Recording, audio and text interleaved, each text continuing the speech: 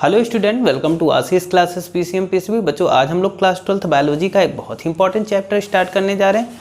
Chapter है हमारा human reproduction. ठीक है, ह्यूमन रिप्रोडक्शन की बच्चों अगर बात करें तो क्लास 12th बायोलॉजी में इस चैप्टर से बहुत कुछ पूछा जाता है, यानी काफ़ी क्वेश्चन पूछे जाते हैं। ठीक है, इसका पार्ट 1 आज के लेक्चर में हम पढ़ेंगे और ये पूरा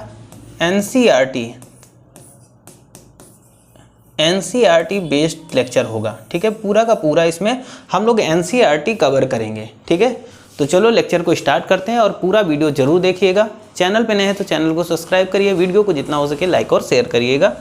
चलो, सबसे पहले हम बात करेंगे बच्चों, लाइफ स्पेन क्या होती है। लाइफ स्पेन क्या होती है तो यहाँ पर समझ दे, the period which being from birth and end with natural death of an organism is known as its life span। Life span का मतलब होता है बच्चों, कोई भी ऑर्गेनिज्म हो, चाहे हम हो, है ना, चाहे इंसेक्ट हो या फिर जितने भी लिविंग ऑर्गेनिज्म हैं, उनमें लाइफ स्पेन का मतलब होता है कि वो जब पैदा होंगे, जब उनका बर्थ होगा, जब उनका जन्म होगा और जन्म होने से लेकर के जब उनकी नेचुरल डेथ हो जाती है, उस पूरे प्रोसेस को बोलते हैं लाइफ स्पेन, यानी जन्म से लेकर डेथ तक। ठीक है, ये हमारा क्या होता है बच्चों, इसी को बोलते हैं लाइफ स्पेन। ओके, चीजें समझ में आई होंगी। भाई क्या होता है, कोई नया बेबी बर्थ होता है, किसी नए बच्चे का जन्म होगा और जन्म होगा तो उसका क्या होगा, उसकी डेथ भी होगी। डेथ होगी तो जन्म से लेकर के मृत्यु तक, यानी जब उसका बर्थ होगा और बर्थ से लेकर के डेथ तक के बीच का जो ये पूरा प्रोसेस होगा, यही हमारा लाइफ स्पेन है। इसी में सारी चीजें हम कवर करते हैं अपनी। ठीक, उसके बाद हेडिंग आ जाती है बच्चों हमारी रिप्रोडक्शन। रिप्रोडक्शन क्या होता है, रिप्रोडक्शन का मतलब होता है बच्चों, जितने भी लिविंग ऑर्गेनिज्म होते हैं वो अपने जैसा ही एक न्यू ऑर्गेनिज्म प्रोड्यूस करते हैं। और ये जो न्यू ऑर्गेनिज्म प्रोड्यूस होता है, ये प्रोसेस जनरेशन टू जनरेशन चलती रहती है। यही हमारा रिप्रोडक्शन है।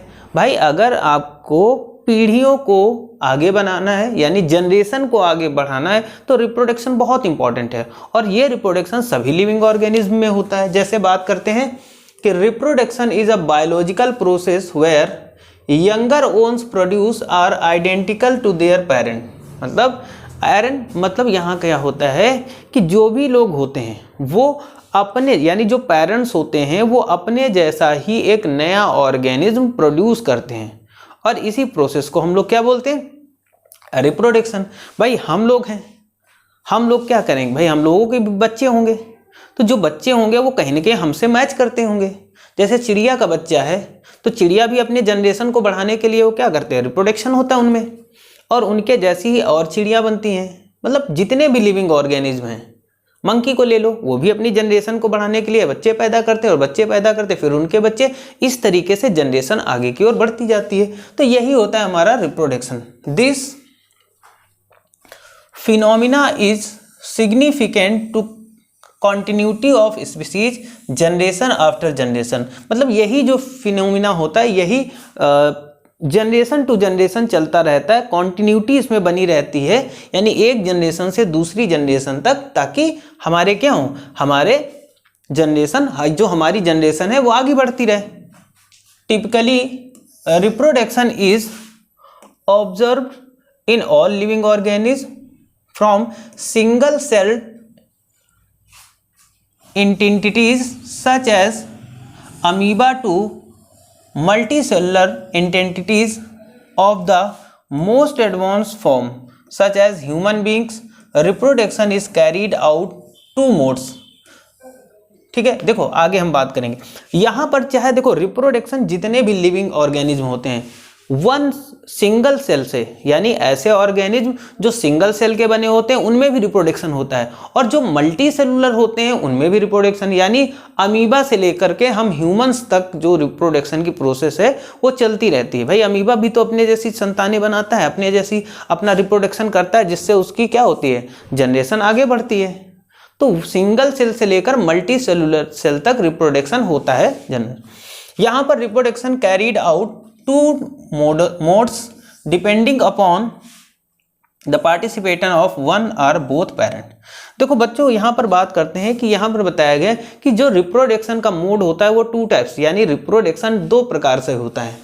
एक तो होता है बच्चों, हम बात करते हैं यहाँ पर सेक्सुअल रिप्रोडक्शन, और दूसरा होता है एसेक्सुअल रिप्रोडक्शन। एसेक्सुअल रिप्रोडक्शन में क्या होता है? एसेक्सुअल रिप्रोडक्शन में क्या होगा? When the offspring is produced by single parent without the involvement of gamete formation, reproduction is called asexual reproduction। asexual reproduction में क्या होता है? asexual reproduction में बच्चों मेल और फीमेल अलग अलग नहीं होते हैं, इसमें सिंगल पेरेंट से नया बेबी या न्यू जनरेशन बनती है या न्यू ऑर्गेनिज्म बनेगा। ठीक है, इसमें क्या होता है कि इसमें गैमीट फॉर्मेशन नहीं होता। एसेक्सुअल रिप्रोडक्शन का जैसे एग्जाम्पल है अमीबा।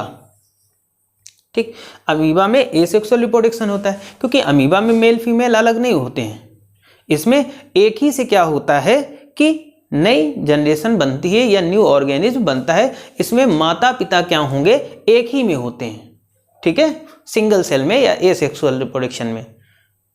और इसमें जो बेबी होगा एसेक्सुअल रिप्रोडक्शन के थ्रू जितने भी न्यू ऑर्गेनिज्म बनेंगे वो अपने पेरेंट्स की कॉपी होंगे, कहीं ना कहीं क्लोन होंगे। अगर पेरेंट्स गोल है, इतना साइज है, तो उसका जो न्यू जनरेशन न्यू ऑर्गेनिज्म बनेगा वो भी उतना ही वैसा बनेगा, यानी क्लोन बनता है, हूबहू उसकी कॉपी बनेगा। ठीक है, जबकि हम बात करेंगे सेक्सुअल रिप्रोडक्शन की, when 2 parents opposite sex, 2 parents का मतलब एक तो मेल होगा और दूसरा फीमेल होगा बच्चों, फीमेल होगा, participate in reproduction process also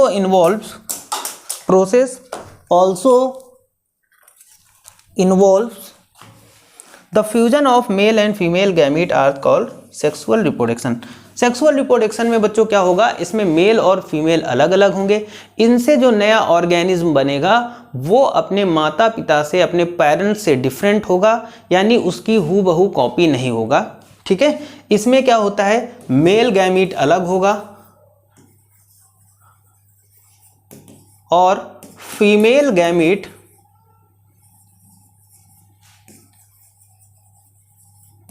अलग होगा। ठीक है, और ये दोनों आपस में फ्यूजन करेंगे और फ्यूजन से डाइगोट बनेगा और फिर धीरे धीरे ये रिप्रोडक्शन की प्रोसेस कंप्लीट होगी। तो यहां तक किसी को कोई डाउट हुआ हो बच्चों तो बताओ। ठीक है, आगे बात करेंगे बच्चों। हम यहां पर बात करते हैं बच्चों मोड ऑफ एसेक्सुअल रिप्रोडक्शन।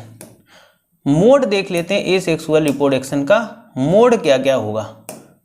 देखो, usually follow by the organism with the relatively simpler organisation, offspring produce by single parent. इसमें जो ऑस्प्रिंग होगा यानी जो इनका बच्चा बनेगा वो सिंगल सेल से ही मिलकर बनेगा। ठीक है, without involvement of gamete formation, मतलब एसेक्सुअल रिप्रोडक्शन में गैमीट फॉर्मेशन नहीं होता है। ठीक है, क्योंकि यहाँ पर ऑर्गेनिज्म सिंगल सेल से ही बनता है। क्लोन की बात करते हैं, मैंने जैसे बताया कि सिंगल सेल से asexual reproduction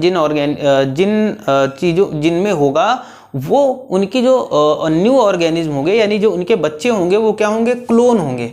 offspring produce are genetically and morphologically similar to each other and to the parent, they are clones. मतलब क्या होगा? चाहे जेनेटिकली बात करें या फिर मॉर्फोलॉजिकली। जैसे अमीबा की बात करते हैं तो अमीबा के जो बच्चे होंगे मॉर्फोलॉजिकली, मतलब ऊपर से आप देखोगे तो सारे अमीबा एक जैसे दिखेंगे, और जेनेटिकली बात करें तो जेनेटिक रूप से भी वो एक जैसे दिखेंगे। क्यों? क्योंकि अमीबा में क्या होता है? एसेक्सुअल रिप्रोडक्शन होता है। आगे, in protista and monera are parent cells divided into 2 and give rise new individual. जैसे अगर हम प्रोटिस्टा या फिर मोनेरा की बात करते हैं, parent cells divides into 2 to give rise to new individuals, यानी 2 नए इंडिविजुअल्स बनेंगे। thus in this organism cell division is the mode of reproduction itself. तो इस प्रकार से हम कह सकते हैं कि प्रोटिस्टा और मोनेरा में क्या होता है, organism cell division is mode of reproduction, यानी जो ऑर्गेनिज्म बनेगा वो सेल डिवीजन से बनेगा। तो इसमें रिप्रोडक्शन कैसा होगा, यहाँ पर cell division is the mode of reproduction, यहाँ रिप्रोडक्शन का जो प्रोसेस होगा वो सेल डिवीजन के थ्रू रिप्रोडक्शन होगा। Binary fusion binary fusion in this method of asexual reproduction, a cell divides into two halves and rapidly grow into the adult, for example amoeba and paramecium। देखो binary fusion का मतलब होता है, ये binary fusion जो है ये asexual reproduction का ही मेथड है। इसमें क्या होता है, a cell divided into two half, मतलब एक सेल होगी और वो दो भागों में डिवाइड होगी, ठीक है ना। और इस सेल से क्या होगा, जो दो पार्ट में डिवाइड होगी, इससे एक नया ऑर्गेनिज्म और इससे एक नया ऑर्गेनिज्म बन जाएगा, ठीक है। Budding is a small buds are reproduce remain attend initially with parents and get separated on maturation, example yeast. By budding reproduction की बात करते हैं तो जैसे ईस्ट की बात करते हैं बच्चों, तो ईस्ट में क्या होता है, बाय बडिंग रिप्रोडक्शन होता है। इसमें क्या होता है, जो ईस्ट होता है उसके ईस्ट के बाहर क्या होता है, एक बड टाइप का निकलता है। देखो जैसे ये ईस्ट है, ये पेरेंट ईस्ट सेल है हमारे पास और इसका ये न्यूक्लियस है। फिर फॉर्मिंग बड धीरे धीरे क्या करता है कि ये जो न्यूक्लियस होता है ये बढ़ता है, और जब न्यूक्लियस बड़ा होगा तो ये ईस्ट के ऊपर एक बड निकलता है, एक उभार जिसको बोलते हैं, बाहर की ओर उभार निकलता है। फिर इस न्यूक्लियस का डिवीजन, न्यूक्लियस आधा आधा हो गया यहाँ पर। न्यूक्लियस के बाद में क्या होगा, साइटोप्लाज्म डिवाइड्स, यानी इनका जो साइटोप्लाज्म है आधा यहाँ रहेगा, आधा इधर आ जाएगा। बड विद न्यूक्लियस, बड के पास न्यूक्लियस आ गया भाई, न्यूक्लियस डिवाइड हो गया। फिर धीरे धीरे क्या होगा, ये यहाँ से अलग होने लगेगा, है ना, मतलब पेरेंट ईस्ट और फिर क्या है, chain of east sales formed, मतलब ये अपने पेरेंट से अलग होगा, फिर इससे बड निकलेगा, फिर इससे बड निकलेगा, इससे निकलेगा डॉटर ईस्ट। इस तरीके से फिर एक जब ये मैच्योर हो जाते हैं तो ये बड पेरेंट्स बॉडी से अलग हो जाते हैं, और जब ये अलग हो जाते हैं तो एक नया ईस्ट ये बना देते हैं, ठीक है। यहाँ तक समझ में आया होगा। आगे चलते हैं बच्चों, आगे बात करते हैं यहाँ पर, ठीक है। आगे बात करेंगे बच्चों, fungi and simple plant like algae produce through special reproductive structure like zoospore, motile structure, conidia, penicillium, buds hydra, है ना, गैम्यूल्स, स्पंज। तो ये कई सारे रिप्रोडक्शन के प्रकार हैं। इन प्लांट की बात करते हैं, vegetative reproduction occurs by the vegetative propagules like runner, rhizome, sucker, tuber, ऑफर एंड बल्ब, ठीक है। Asexual reproduction is the most common method reproduction in organism having simpler body like algae and fungi, but during favourable condition they shift to sexual reproduction. बच्चों यहाँ पर asexual reproduction is the most common method reproduction organism having the simpler body like algae and fungi. Algae और fungi में क्या होता है, इनमें होता तो एसेक्सुअल रिप्रोडक्शन है, बट जब इनकी फेवरेबल कंडीशन आ जाती है दे शिफ्ट सेक्सुअल रिप्रोडक्शन, यानी फेवरेबल कंडीशन में ये सेक्सुअल रिप्रोडक्शन के थ्रू ही रिप्रोडक्शन करते हैं, ठीक है। तो आज के लेक्चर में हम यहाँ तक रखते हैं बच्चों। नेक्स्ट लेक्चर में हम वेजिटेटिव प्रोपोगेशंस के आगे का पढ़ेंगे, ठीक है। तो आज के लिए इतना ही, बाकी अगले लेक्चर में।